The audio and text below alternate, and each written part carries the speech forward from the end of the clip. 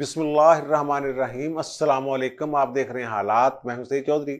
साबिक वज़ीर आज़म पीटीआई के सरबरा इमरान खान जो भी बयानियां बनाते हैं सियासी बूस्ट के लिए, अपने आप को सियासी तौर पर ऊपर उठाने के लिए, वो उसी अपने ही बयानिए की जद में आ जाते हैं। पहले वो अमेरिका वाला बयानिया बनाया, आपके इल्म में है, और अब वो तकरीबन उसकी हवा निकल चुकी हुई है। वो ये नून लीग वाले बात हल्की हल्की ढोल के भी जाते रहे तो वो खुद ही वो जो है वो नाच नूच के साइड पे हो जाएंगे। और दूसरा जो उन्होंने बनाया, जनाब मुझे मेरे कत्ल की साजिश हो रही है, फिर कुछ जहर का जिक्र, और फिर ये अगर जहर खाना पीना ये वाली, फिर तो अपने लोगों की तरफ वो मामला जाएगा, और फिर 2 मोबाइल उनके चोरी हो गए। खान साहब भी दरवेश आदमी है जी, दरवेश ही कहेंगे हम उनको। वो जो दरवेश, कुछ मलंग कह लें आप, दरवेश ना कहे, मलंग आदमी है। और फिर एडवोकेट जनरल पंजाब वाला जो इशू है, उसमें एक तनाव, फड्डा, गंभीरता पैदा होगी। ये मौजूआत हैं जो हम डिस्कस करेंगे। लेकिन एक और जो आज बड़ी डेवलपमेंट हुई है, वो ये हुआ है कि जनाब उस्मान बुज़दार साहब का जो मामला है, वो एंटी करप्शन एस्टेब्लिशमेंट को जो है वो भेजा जा रहा है, और अता तारड़ साहब ने इसका ऐलान किया है। और बुज़दार साहब के साथ जो लोग लपेट में आएंगे, वो फराह गोगी साहबा होंगी, उनके शोहर होंगे, बुज़दार साहब होंगे। फिर जहाँ जहाँ ये करप्शन का पैसा जाता था, वो मैं बार बार कहता हूँ कि इसका खुरा जो है ये पहुँचता है वहीं पे इस्लामाबाद, बनी गाला। और फिर एक और खबर जो है वो ये है कि जनाब जनरल फैज़ अमीर साहब के शहर चकवाल में जो पीटीए का जलसा था, वो मनसूख कर दिया गया है। क्या जनरल इसका जो मनसूखी मनसाखी है, इसका मामला या इसका ताल्लुक खान साहब और जनरल फैज़ अमीर के जो दरमियान आपस में जो तल्लुकात हैं, उससे कुछ जुड़ता है या नहीं जुड़ता? पहले हम बात कर लेते हैं एडवोकेट जनरल पंजाब अहमद अवैस साहब की। इनको मुतअद्दिद खतूत लिखे गए कि आप अदालतों में पेश ना हों, लेकिन ये बाज नहीं आ रहे। ये असल में आईनी तौर पर हुकूमत पंजाब की नुमाइंदगी करनी होती है अदालतों में। आइन में ये लिखा हुआ है कि एडवोकेट जनरल वो काम करेगा जो हुकूमत उन्हें तफवीज करेगी। अब हुकूमत जो है पंजाब में, वो हमजा शहबाज उसके हेड हैं। गवर्नर की वजह से ये मामला रुका हुआ है। इनकी बरतरफी की समरी भेजी जा चुकी है, लेकिन कायम काम गवर्नर साहब ने साइन ही नहीं की अभी तक, वो पड़ी हुई है।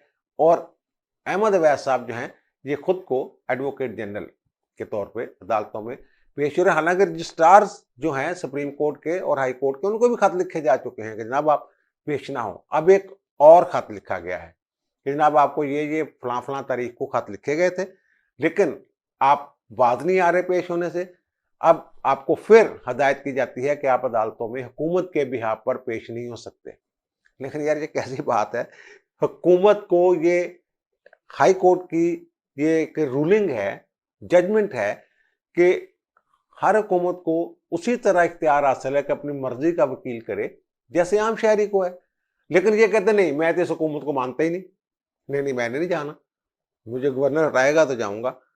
अब उन्होंने ये किया है कि जवाद यकूब साहब हैं एडिशनल एडवोकेट जनरल, उनका एक इंतजामी हेड के तौर पर उन्होंने एक नोटिफिकेशन जारी कर दिया पंजाब हुकूमत ने कि जनाब एडवोकेट जनरल की समरी गई हुई है हटाने की, नए एडवोकेट जनरल तक जो भी इंतजामी मामला हैं, मुकदमा तफवीज़ करना, ड्यूटियां लगाना, ये आपकी जिम्मेदारी है।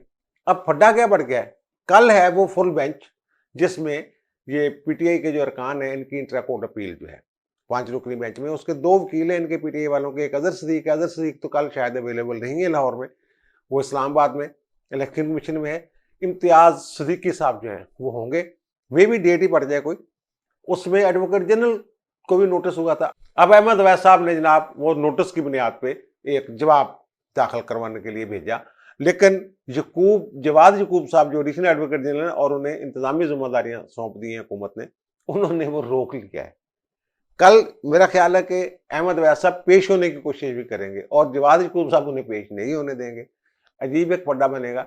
अच्छा यार, एक अजीब मखलूक से फाला पड़ गया है, कभी ऐसे हुआ नहीं। सदर साहब वो नहीं मान रहे आइन और कानून, कोई समरी जाए रोक के बैठ जाते हैं। उमर सरफराज चीमा साहब कहते हैं अभी तक मैं गवर्नर हूँ, नोटिफिकेशन हो गया है, डी नोटिफाई हो चुके हुए हैं। और जो आपके स्पीकर साहब हैं चौधरी परवेज लाई, आज उन्होंने मशवरा तो वैसे दिया इमरान खान को, भाई एस्टैब्लिशमेंट का पंगा ना ले, वो न्यूट्रल है, उनको न्यूट्रल ही रहने दे, इस तरह की बात शायद की है उन्होंने, वॉइस ऑफ अमेरिका को इंटरव्यू शायद दिया है। लेकिन वो भी आइन को नहीं मान रहे। उनके खिलाफ तहरीक अदम-ए-एतमाद है, उसका इजलास ही नहीं बुला रहे।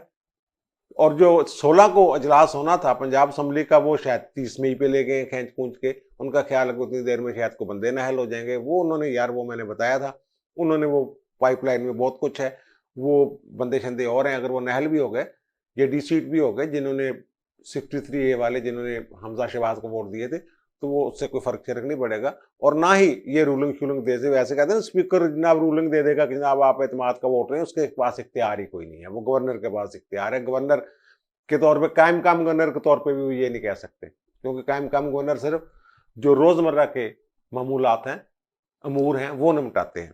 अच्छा, अब ये जो मैं कह रहा हूँ ना, ये अजीब कौम से पाला पड़ा है। ये जनाब सरकारी गाड़ियां लेके बैठे हुए हैं। वज़ार साहब 2 गाड़ियां ले गए, वो वापस ही नहीं की। और जो असद कैसर साहब हैं, वो जो एक बुलेट प्रूफ गाड़ी है, वो अपने काबू में करके बैठे हुए हैं। और इनके परवेज खटक साहब जो हैं, और जो उनके नूरुल्लाह कादरी साहब हैं माशाल्लाह, तो वो जो मिनिस्टर इनक्लेव है, वहां अपनी रिहाइशगाह नहीं छोड़ रहे। एक शायद वो 28 नंबर में रह रहे हैं, एक 31 नंबर में रह रहे हैं। और फवाद चौधरी से पूछा लोगों ने कि भाई ये गाड़ियां क्यों नहीं वापस कर रहे, क्या मसला है इनका? तो उनका जनाब, हम चोरों को गाड़ियां वापस नहीं करेंगे। यार ये इनका हाल है। ये क्या लोग थे। और अल्लाह का शुक्र है कि ये एक्सपोज हो रहे हैं सारे, जितने भी सियासतदान हैं सारे एक्सपोज हैं। कौन जो है वो उनके कंधों पे चढ़ के आना चाहता है, कौन कंधों पे चढ़ा, किसने न्यूट्रल किया, कैसे मामला हुए, ये सारी चीजें जो हैं। बहरहाल असद कैसर से स्पीकर जो है वो खाली करवा लिया गया है, और वहां ज़ाहिर नए स्पीकर रहेंगे। और एडवोकेट जनरल से भी जो गाड़ी शाड़ी है वो वापस ले ली गई है। एडवोकेट जनरल साहब का भी मामला जो है वो ठीक हो गया है, वो उन्होंने गाड़ी शाड़ी ले ली है, अमला सरदस्त है उनके पास। बाकी मुराद शराद ये वो सारी वापस हो गई। और फिर खान साहब के 2 फोन चोरी हो गए जनाब। ये शहबाज गिल साहब कह रहे हैं कि वो ट्वीट किया उन्होंने कि जब जलसे से निकले हैं वो बाहर, और जलसे से निकले हैं तो फिर वो एयरपोर्ट पे जब गए हैं वहां चोरी करवा लिया गया 2 फोन। चलो, अगर वो उनको खोल लेते हैं किसी तरीके से, ज़ाहिर है उनको पासवर्ड वगैरह कुछ लगा लगा होगा, वो आसानी से थोड़ा खुलते हैं। अगर बहरहाल खोल भी लेते हैं तो फिर वो पता चल जाएगा कि जनाब इन्होंने ब्लॉक जो किए हुए हैं, कि मैंने ब्लॉक कर दिए उन लोगों को जो मुझसे राब्ता करना चाह रहे हैं, एस्टेब्लिशमेंट की तरफ उनका इशारा था, तो वो जनाब वो हो जाएंगे, पता चल जाएगा उनका। और ये भी हो सकता है कि कुछ चैट चूट जो करते रहे होंगे कहीं से, कहीं ना कहीं से राब्ते शाब्ते, वो भी कोई डाटा शाटा निकल आए। लेकिन वो डाटा ऐसे थोड़ा निकलेगा, वो चोर जो है वही जारी करेगा ना, जो भी चोर है। ये तो हुकूमत के खाते में डाल रहे हैं ना। और फिर इमरान खान साहब जो हैं वो फंस रहे हैं, अब फंसने जा रहे हैं। एंटी करप्शन का जो उस्मान बुज़दार वाला केस है उसमें वो फंसेंगे। वो जनाब, एक तो ये है कि नैब को क्यों नहीं दिया, ये एक अहम सवाल बनता है कि फराह गोगी वाला जो केस है उसकी तो नैब इंक्वायरी कर रहा है, नोटिस वगैरह दे दिए हुए हैं उनको। ये जो उस्मान बुज़दार वाला मामला है, ये नैब को क्यों नहीं दिया जा रहा?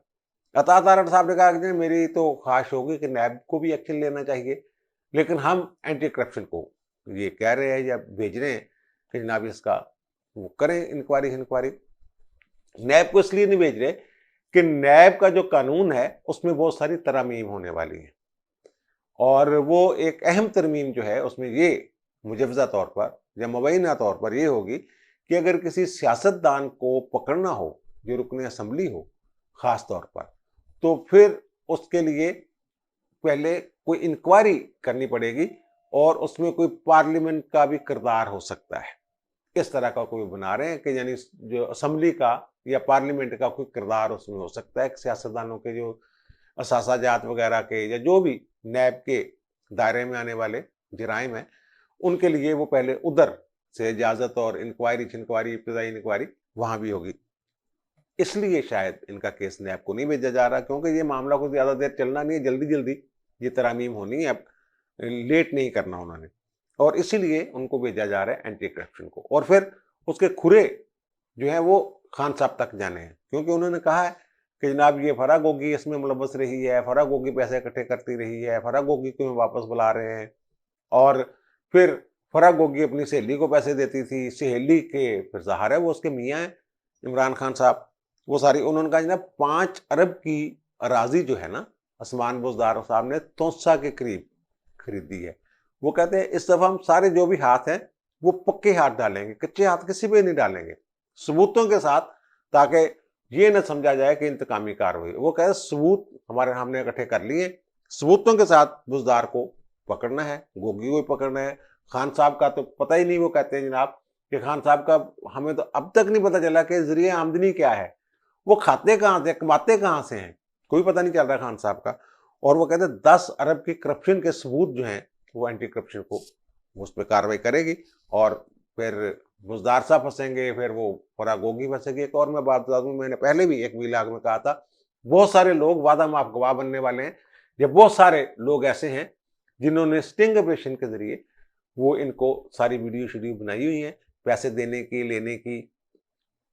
और बैंकों के वो तो सारे वो उनके फराह गोगी के जो, और फिर जो उनकी अहलियाँ हैं इमरान खान की, पिंकी पीरनी जिन्हें कहते हैं, उनके एक ही बैंक में अकाउंट्स जो है वो सारी चीज़ें जो है वो सामने आने शुरू हो जाएगी। अच्छा, वो जो फ़ोन वाली बात है वो वैसे अजीब बात है। खान साहब को शायद पता नहीं किस हालत में थे कि जनाब वो अपने फ़ोन ही इतने परेशान बुखला गए। अच्छा, वो शहबाज गिल साहब ये बुखला गए हैं कि ये वीडियो निकालना चाहते हैं जो खान साहब ने कहा कि मैंने रिकॉर्ड करके रख ली है कि मेरे कातिल कौन होंगे, ये मेरे कत्ल की साजिश कौन कर रहा है। तो मुझे तो लग रहा है खान साहब खुद बुखलाए फिर रहे हैं, अपनी चीज़ों का ध्यान नहीं रख पा रहे। वैसे तारड़ साहब ने सही कहा है कि जनाब जो बंदा अपनी चीज़ों का ध्यान नहीं रख सकता वो इस मुल्क को कैसे चलाता होगा, इस मुल्क का ध्यान कैसे रखता होगा। मुझे तो इससे खान साहब की बुखलाहट जो है वो नजर आ रही है कि खान साहब बुखलाए बुखलाए फिर रहे हैं।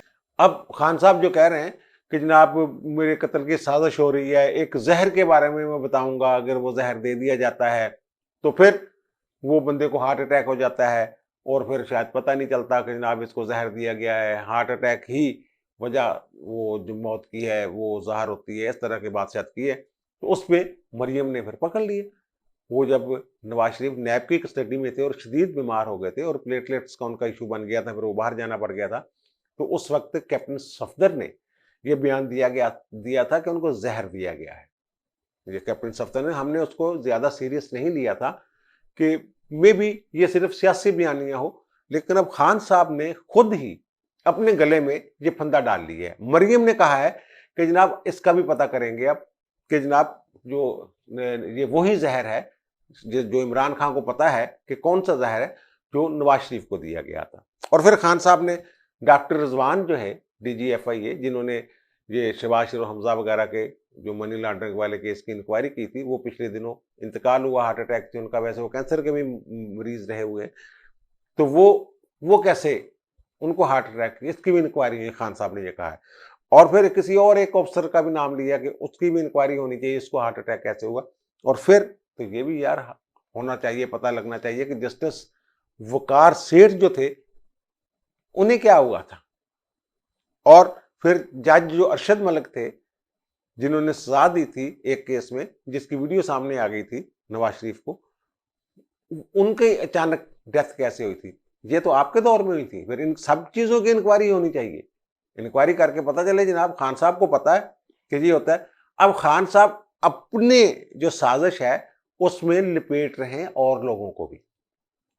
ये शायद ये कहना चाह रहे हैं कि जो अचानक जो अहम शख्सियात जो मुख्तलिफ केसों के साथ मुंसलिक हैं, जैसे वकार सेठ साहब ने जजमेंट दी थी मुशर्रफ को फांसी देने वाली, बल्कि घसीट के ला के फांसी दें, वो अचानक फिर अरशद मलिक, फिर डॉक्टर रिजवान, ये सारे वो शायद खान साहब किसी और तरफ इशारा कर रहे हैं कि इन लोगों को जिस तरह वो दिया गया और फिर उनको अचानक हार्ट अटैक हो गए और वो अल्लाह को प्यारे हो गए, तो इसी तरह का कोई मामला मेरे साथ, वो शायद किसी और की तरफ इशारा करना चाह रहे हैं।